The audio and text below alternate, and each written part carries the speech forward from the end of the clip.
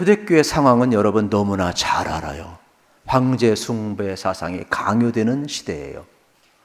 만약에 듣지 아니하면 교회에 말할 수 없는 핍박이 임합니다. 그리고 그 당시는 헬라의 종교가 있었고 이단들이 득세하고 있었고 신앙생활을 순수하게 유지한다는 것은 말처럼 쉽지 않았습니다. 그래서 선택을 해야 합니다. 정말로 내가 오직 예수 그리스도만이 나의 구원의 주임을 고백하면서 끝까지 순결한 믿음을 지킬 것인가? 아니면 세상 사람들처럼 마음으로 믿으면 되지, 적당히 타협하며 살면 되지, 타협을 할 것인가? 기로에 서 있었습니다. 이때 주님이 말씀하십니다. 그래서 초대교회를 보면 오늘 2절에도 나오는데 주님이 알고 있다, 내가 너희들을 다 보고 있다라고 말씀을 하고 있는 장면을 보게 되는 겁니다. 그래서 초대교회 여러분 순교하면서도 신앙을 지키시던 이유는 뭐냐? 주님이 안 돼요. 주님이 보고 계시대요. 우리도 그렇잖아요. 신앙생활하고 수고하고 헌신할 때 사람은 몰라줘도 주님이 알면 되는 것 아닙니까?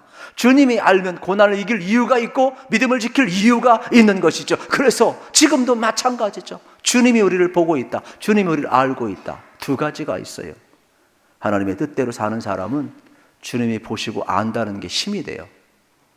그러나 교회에서는 주님 앞에 서 있지만은 교회 나간 순간 하나님 교회에서 충분히 교제 나눴으니까 이제부터는 내 마음대로 살렵니다.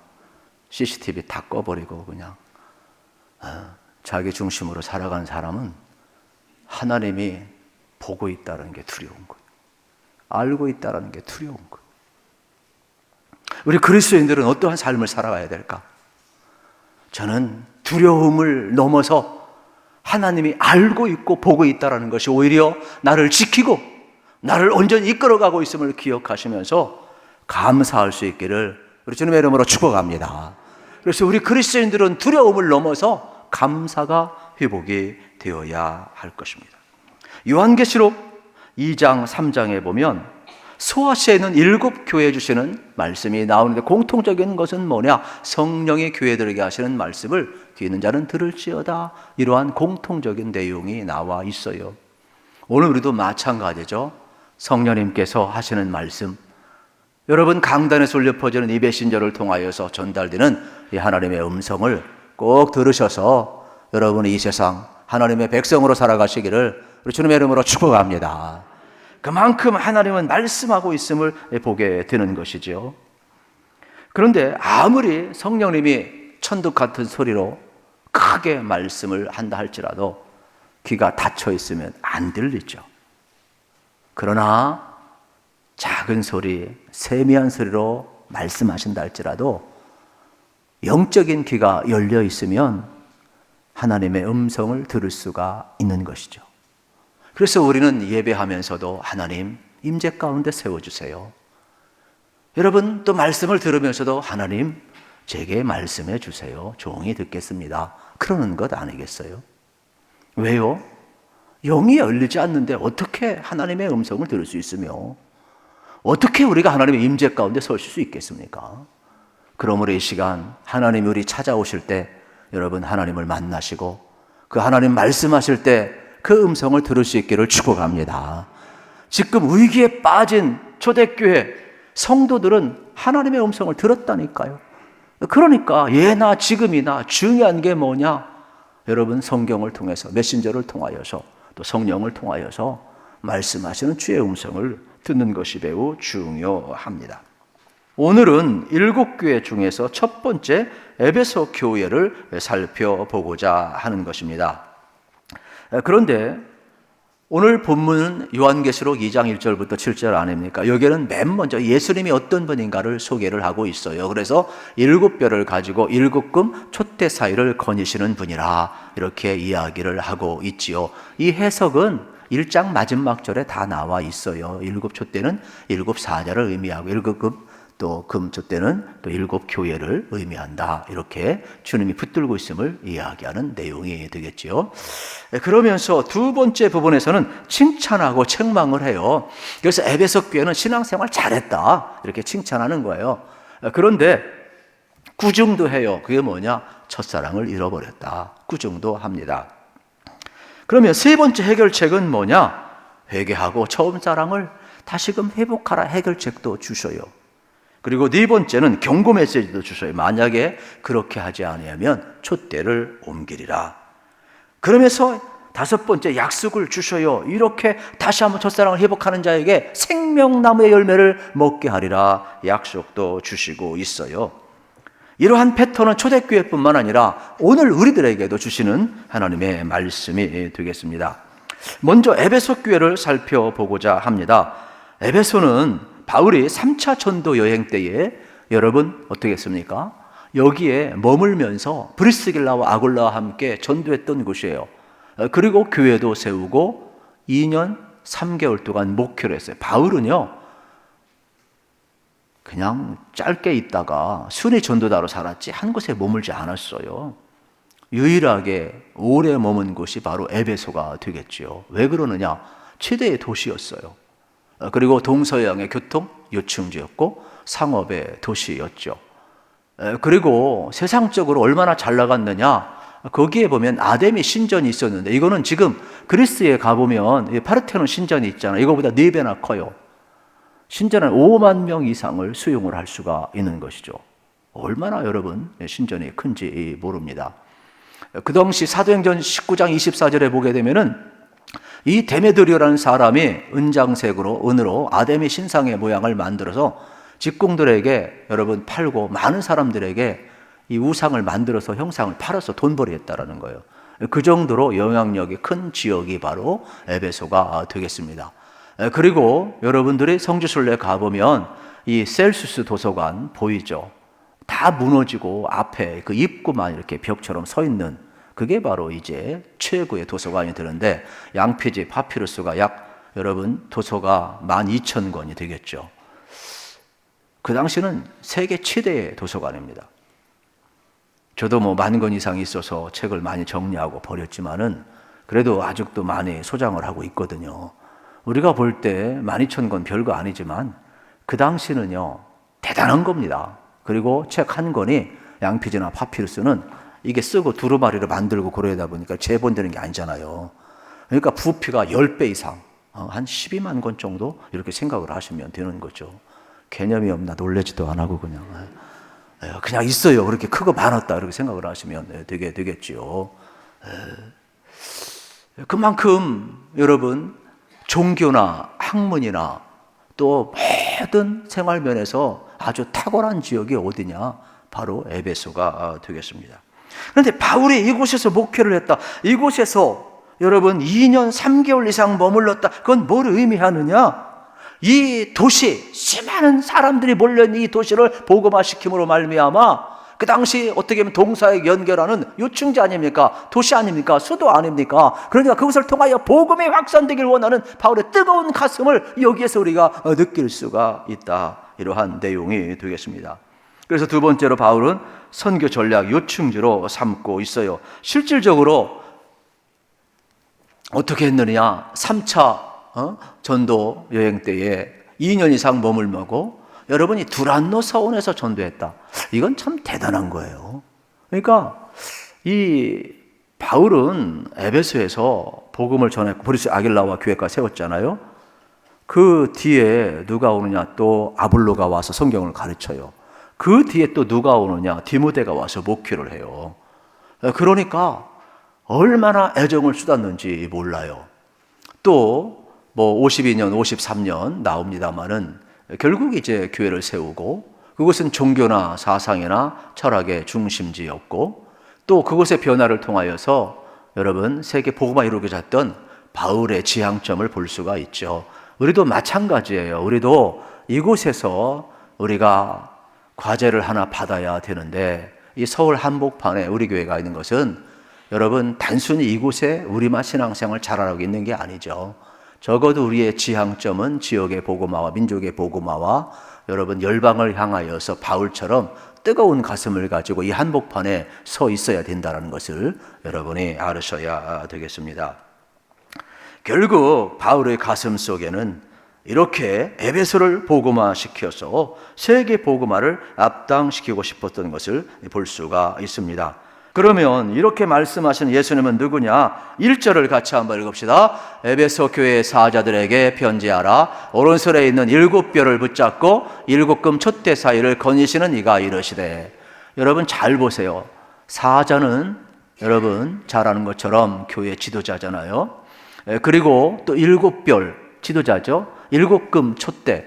여러분 7교회 사이를 거니시는 분. 교회를 누가 붙들고? 주님이 붙들고요. 주의 사자를 누가 붙드냐? 주님이 붙들고 있죠. 교회 주인 누구냐? 우리 주님이시죠. 지금도 주님이 우리 사이를 거닐면서 말씀하고 있는 거예요.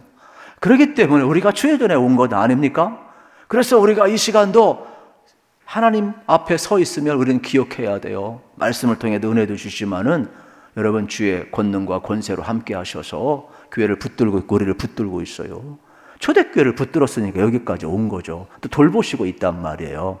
그래서 교회와 성도 우리 모두를 여러분 붙들고 돌보시고 인도하심을 꼭 믿으시기를 우리 주님의 이름으로 축복합니다. 이것이 우리 주님임을 분명하게 지금 드러내놓고 있지요. 그리고 또 칭찬을 하고 있는데 2절에 보게 되면은 이렇게 칭찬해요. 내 행의, 수고, 인내 알고 있다. 악한 자들 용납한 것 또 다 알고 있다. 거짓된 것을 내가 드러낸 거 참 잘했다. 3절에 보세요. 내가 참은 것, 견딘 것, 게으르지 아니한 것 안다. 신앙생활 열심히 한 거 안다 이 말이에요. 예배 열심히 드리는 거 안다 이 말이에요. 여러분들이 잘하는 거 다 안다 이거예요. 그런데 이 안다는 단어가 왜 이렇게 중요하냐? 여러분 성경에서 안다는 것은 물론 요한복음에 이게 잘 나옵니다만은 이게 경험되어진 것이거든요. 이하다. 그래가지고 아주 친밀함.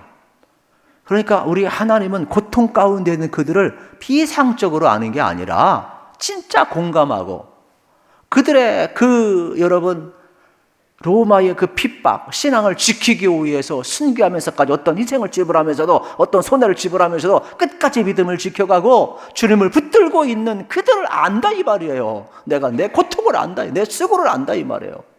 너희들의 헌신, 신앙생활 열심히 하려고 하는 거 다 안다 이 말이에요. 주님이 보고 있다 이 말이죠. 우리는 여기 해답이 있음을 알으셔야 돼요. 여러분 내가 힘들어도 누군가 나를 알아주면 고생한 보람이 있잖아요. 우리가 신앙생활하면서 여러분 왜 낙심되는 줄 아세요? 주님이 안 보고 모른다고 생각하기 때문에. 아무도 몰라줘도 주님이 보고 계시고 주님이 알아준다 그러면 내 어떠한 희생도 내 어떠한 헌신도 내 어떠한 고생도 문제가 되지를 않아요. 주님이 안 본 것 같고 주님이 외면한 것 같으니까 너무나 힘든 것이지. 고난이 고난이 아니라니까요. 수고가 수고가 아니라니까요. 주님이 알면 다 해답이 되는 거예요. 그래서 지금 하나님께서 환난, 눈물을 아시고 하나님의 그 따뜻하신 바가 있어서 모든 것을 이기게 하고 있음을 우리가 발견하게 되는 것이죠. 또 하나는 책망도 하셔요. 4절에 보면 너를 책망할 것이 있는데 처음 사랑을 버렸다. 이게 참 어려운 겁니다. 여러분, 여러 가지 이유가 있을 것 같아요. 앞에 아무리 칭찬을 많이 했어도 10가지 잘했는데 마음이 떠났다. 이거는 한 방을 다 무석하게 하는 거예요. 여러분 앞에 우리가 수고했고 사랑했고 헌신했고 예배 잘 드렸고 이단 분별 잘하고 다 신실했어요. 그런데 하나님을 향한 사랑이 식어지면 하나님 마음이 얼마나 아프겠냐 이 말이에요. 에베소 교회는 아마 바울이 있었을 땐 뜨거웠어요. 아볼로가 있을 때도 뜨거웠어요. 디모데가 있을 때 뜨거웠어요. 그러나 이들이 사라지다 보니까 영적으로 공급을 못 받았던 것 같아요. 그래서 결국은 시험에 들어가지고 다음 세대에게 신앙을 전수하지 못했어요. 그래서 다음 세대에게 신앙을 전수하지 못하는 것은 내 신앙이 식어진 거예요. 여러분, 내가 예수 믿는 게 좋으면 여러분 자식들 앞에 왜 예수를 안전하겠어요? 손자 손녀에게 왜 안전해? 목숨을 걸고 전하지. 내가 식어지니까 안전하는 거지. 정말로 우리가 회복돼야 될 것은 뭐냐? 첫사랑이라고 이야기를 하고 있어요. 여러분, 그래서 여러분들이 후손들에게 좀 신앙을 전수할 수 있기를 축복합니다. 우리는 계속해서 복음에 대해서 여러분들이 부끄러워하지 않아야 되죠. 내가 복음을 부끄러워한다. 아직은 여러분, 우리가 어떻게 될 거예요? 복음에 대한 감격이, 첫사랑이 식어진 거죠. 그래서 누가 전도 제일 잘하느냐? 용서하고 들으십시오. 교회 처음 온 사람이요, 전도 제일 잘합니다. 뜨겁거든. 이야, 교회 가면 좋다. 예수 믿으면 구원받는다. 이야, 천국이 있다. 난 다 모르는데 마음이 평안해. 얼마나 좋은지 몰라. 사람도 얼마나 친절하고. 아, 저 교회 가면 너무너무 좋아. 야, 점심에 밥도 준다. 야, 밥도 줘 그냥. 얼마나 좋은지. 그래서 처음 나온 사람이 전도를 제일 잘해요. 오래된 사람은 묵은 닭은 알을 못 나, 이게 그냥. 그래가지고 우리가 전도도 열심히 나왔을 때 열심히 해야 돼요. 그래서 처음 사랑을 회복해야 돼요, 막. 그래서 우리는 새 가족들을 특별히 잘해주는 이유도 여러 가지가 있지만은 제가 그런 얘기를 해요. 농담 반, 진담 반. 진짜거든요, 사실. 그리고 또 체크할 게 있어요. 생각에 여러분, 하나님이 계속 머물고 있으면 사랑이 식은 것이 아니에요. 그런데 여러분들이 주예전에서 하나님 생각을 하고 월요일부터 딱 그냥 스위치 꺼버리고, 여러분들 어떠면 하나님 없이 살아가는 사람이 있어요. 하나님, 주일날 충분히 교제 나눴습니다. 나 이제 세상 사람하고 교제 나누겠습니다. 직장 생활 하겠습니다. 좀 내 마음대로 살겠습니다. 좀 편하게 살겠습니다. 하나님 잠깐 계세요.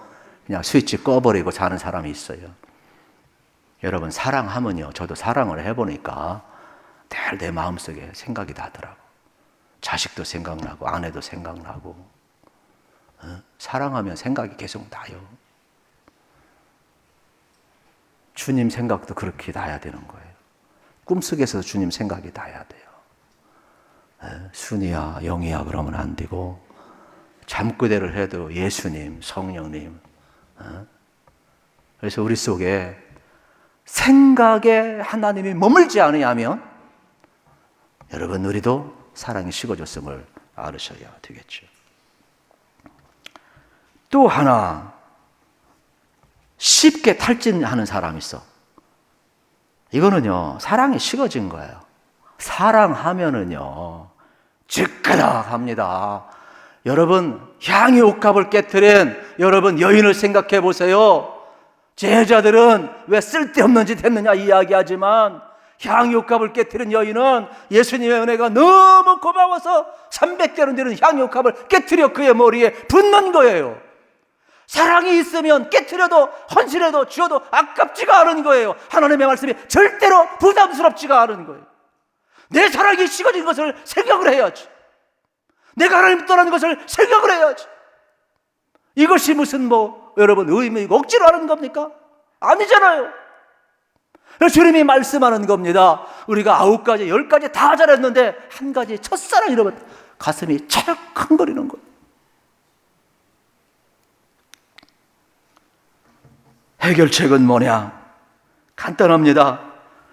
5절이에요. 어디서 떨어졌는지 생각하여 회개하여 처음 행위를 가지라.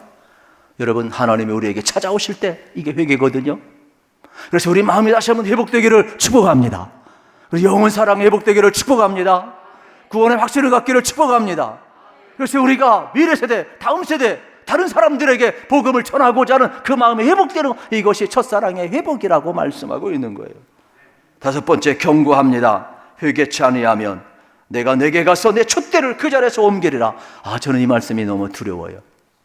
하나님이 때가 되어서 촛대를 옮기는 건 어쩔 수가 없지요. 촛대는 하나님이 일으키시는 부흥이고 축복이고 사명이고, 여러분, 하나님이 하시는 일들인데 이 하나님의 역사가 하나님의 때에 움직이는 건 어쩔 수가 없죠. 그러나 우리가 회개치 아니하고 우리가 사명을 감당하지 못하여 우리 교회에서 다른 교회로 옮겨가고 우리 민족에서 다른 민족으로 옮겨간다면 그것처럼 안타까운 일이 어디 있느냐 이 말이에요. 저는 여러분과 우리 교회가, 우리 한국교회가 먼저 이 마지막 시대에 하나님이 촛대를 옮기지 아니하고 여러분 다시 한번 하나님이 쓰시는 귀한 교회와 민족이 되기를 우리 주님의 이름으로 축복합니다. 우리가 여기에 쓰임을 받아야 되는 것이죠. 그래서 우리 주님의 경고를 잘 들어야 되는 것입니다. 너희들 니골라당, 우상숭배, 동성애, 음행, 혼합주의, 율법회개주의를 잘 구분해서 칭찬을 받았어요. 그러면서 약속을 주셔요. 7절, 이기는 그에게는 내가 하나님의 낙원에 있는 생명나무의 열매를 먹게 하리라 말씀하고 있지요. 여러분 쫙 보세요. 여러분 생명나무 예수 그리스도예요. 그래서 여러분들이 주의 전에 오셔서 예수님의 생명의 말씀을 먹으시기를 축복합니다. 그리고 우리가 인생길 걸어가면서 잊지 말아야 될 내용이 있어요. 그게 바로 뭐냐? 촉구인데 7절, 귀 있는 자는 성령이 교회들에게 하시는 말씀을 들을지어다.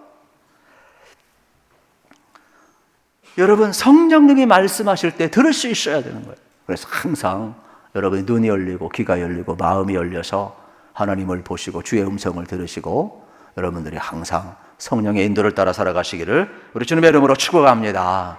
그러면 이걸 어떻게 적용하느냐? 간단하게 살펴보면 이렇습니다. 첫째는 여러분 이 도시를 변화시켜라. 바울은 철학의 도시, 종교의 도시, 상업의 도시, 세계 가장 큰 도시, 우상의 도시, 이 한복판에 뛰어들어갔어요. 이 도시의 복음화를 통해 세계 복음화를 꿈꿨어요. 우리의 과제도 마찬가지예요. 이 서울 한복판에 있잖아요. 여러분 성동구와 광장동 경계선에 우리가 있잖아요. 이 지역 72만 명을 품에 안고 수많은 교회와 함께 하나님 나라를 우리가 꿈꿔야 돼요. 그래서 복음으로 이 도시를 변화시키고 민족을 변화시키고 열방을 하나님 앞에 여러분 올려드리는 일에 우리가 쓰임받을 수 있기를 축복합니다. 두 번째 우리가 여러분 적용해야 될 거 주님이 아신다라는 거예요. 그러므로 여러분의 수고를 주님이 아시니까 주님께 충성하시기를 주님의 이름으로 축복합니다. 그리고 세 번째 적용은 진리 위에 서야 돼요. 그래서 우리 교회는 정말로 철저하게 예수 그리스도, 철저하게 하나님 말씀 성경 위에 십자가와 부활 위에 여러분이 쓰셔서 예수님을 잘 믿으시기를 우리 주님의 이름으로 축복합니다. 예수님 말씀 들었으면 말씀으로 살아가야 돼요. 말씀을 떠나서 살면 안 되는 거예요. 네 번째, 여러분 첫사랑을 간직해서 우리 개개인이 구원의 은혜가 회복되고 그래서 우리 자손들에게 이 복음을 증언하고 지역의 변화와 민족의 변화와 열방을 하나님 앞에 올려드리는 일에 우리가 쓰임을 받아야 되겠습니다. 그리고 다섯 번째, 천국 있음을 사모하시면서 여러분들이 하나님 말씀 잘 먹으시고 영생의 말씀을 잘 먹으시고 항상 저 천성을 향하여서 우리는 정체 없이 가는 인생이 아니라 목적이 있어요. 순례의 길을 걸어가는 저 천성을 향하여 가는 본향을 향하여 나아가는 소망의 삶이 계속 이어지기를 축복합니다. 그리고 여섯 번째 적용할 것, 성령님께 순종해야 돼요. 오늘도 말씀하실 때 여러분 순종하시고 다시 한번 첫사랑을 회복하셔서 우리를 통해 일하시는 하나님의 역사를 우리가 경험을 했으면 좋겠습니다. 그때 우리의 내면의 변화가 일어나는 것이죠. 오늘 에베소 교회를 향한 말씀을 들었습니다. 교회를 붙드시고 사자를 붙드시고 성도를 붙드시는 예수님께서 칭찬도 하시고 책망도 하셨습니다. 그러면서 뭐라고 이야기합니까? 첫사랑을 회복하라는 거예요. 구원의 감격을 회복하라는 겁니다. 그리고 우리 다음 세대, 미래 세대, 다른 사람들에게 복음을 증언하라고 이야기합니다. 그리고 성령이 하시는 말씀을 들으라고 이야기를 하고 있는 것입니다. 우리는 이 일을 위해서 우리가 부름을 받았음을 기억을 해야 합니다. 다른 것 다 갖춰서도 사랑이 없으면 아무것도 안 해요. 우리 교회가 다른 것 자랑하지 마시고 하나님 사랑과 영혼 사랑이 뜨거운 교회로 소문나기를 우리 주님의 이름으로 축복합니다. 그러므로 사랑이 있으면 모든 것을 이길 수가 있습니다.